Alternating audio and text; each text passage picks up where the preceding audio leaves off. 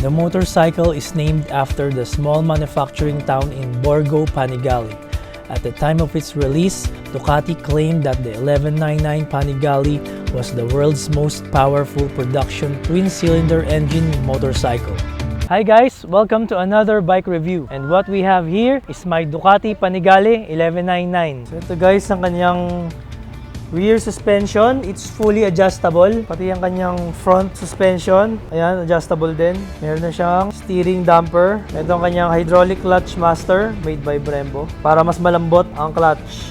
Guys, ang kanyang Brembo brake master. Kaya napakaganda ng kanyang brakes. Kanyang front calipers. Of course, Brembo monoblock. One of the best in its class. Siyempre yung single-sided swing arm. Kitang-kita yung rear wheels. Keyless tolling rear set. Sato Racing frame sliders. Sato Racing rear axle slider. Puig front axle slider. Meron din siyang Rizoma brake lever guard. And bar end. LCD colored instrument panel. And kapag maliwanag, kulay white siya. And kapag gabi, nagiging black yung background. So to change the riding modes, press nyo lang ito ang gitna. Nakakapili na kayo kung gusto mo ng wet, race, and sport. And pwede mo rin i-adjust individually ang kanyang settings. Sa riding mode niya, pwede mong i-customize yung engine, and yung traction control, quick shifter, electronic brake control, and ABS, all customizable. ABS niya, makakapili ka kung 1, 2, 3. Kapag naka-race mode, automatic, nagkakaroon siya ng sariling lap timer, like ito, this one. No? Pag inold mo naman tong down button, lalabas na ang kanyang menu. Pwede mong palitan lahat yan. So ito guys, yung pinaka nagustuhan ko sa mga Ducati Panigale. They're very stylish LED taillight, and ganyan ang itsura niya. Use the brakes, ganyan siya.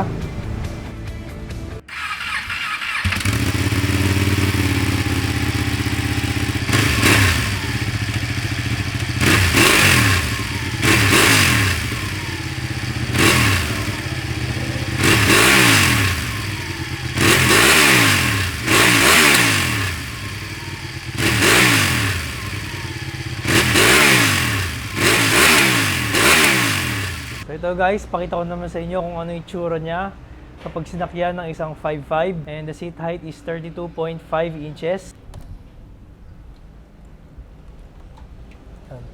So tip to, hindi siya nalalayo sa seat height ng ZX6R kasi manipis lang yung front ng seat niya banda rito. So hindi ka masyadong nakabukaka, kaya mas madaling maabot yung ground. And magaan lang siya. Tignan nyo, kayang-kaya kong itulak.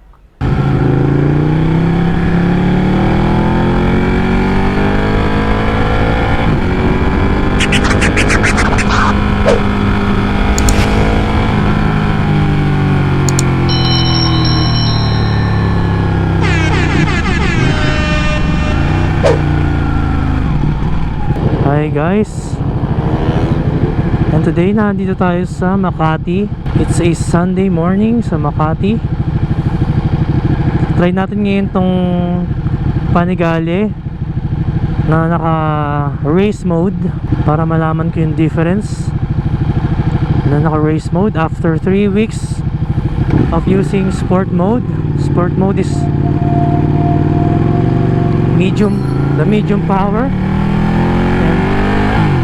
Race mode is the full power.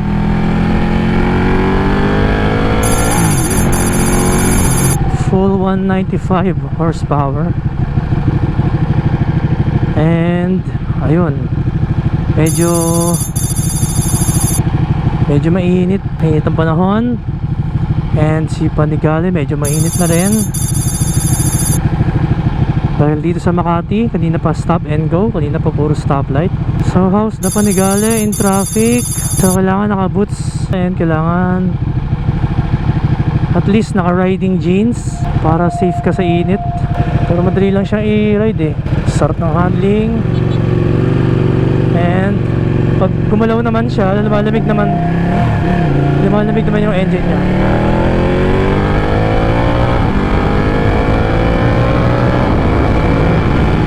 Grabe, full power.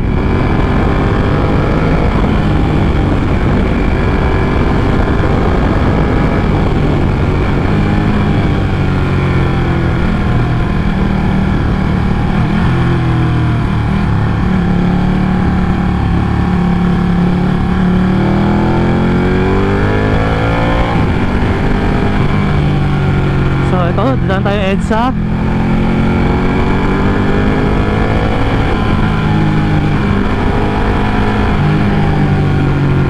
So yun, bumababa naman yung temperature niya once na tumatakbo ka na.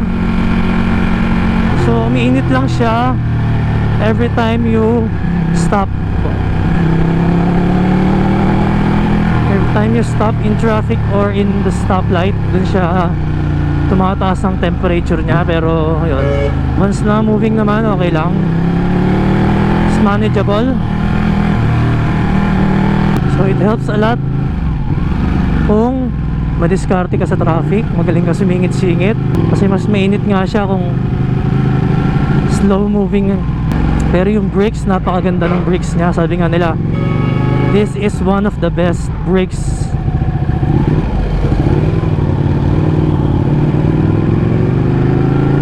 of all the super bikes.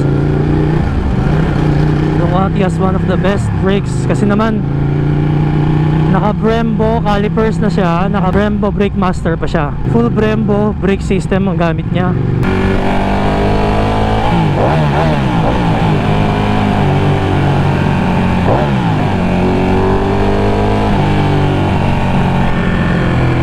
Talagang tahimik ang exhaust niya, tahimik. Because I'm still using a stock exhaust, kaya pagpasensyahan nyo na guys, medyo tahimik. So eto, ganito siya ka-nimble. Sobrang dali niya isingit-singit, lightweight siya. Madali lang lumipat-lipat ng lane.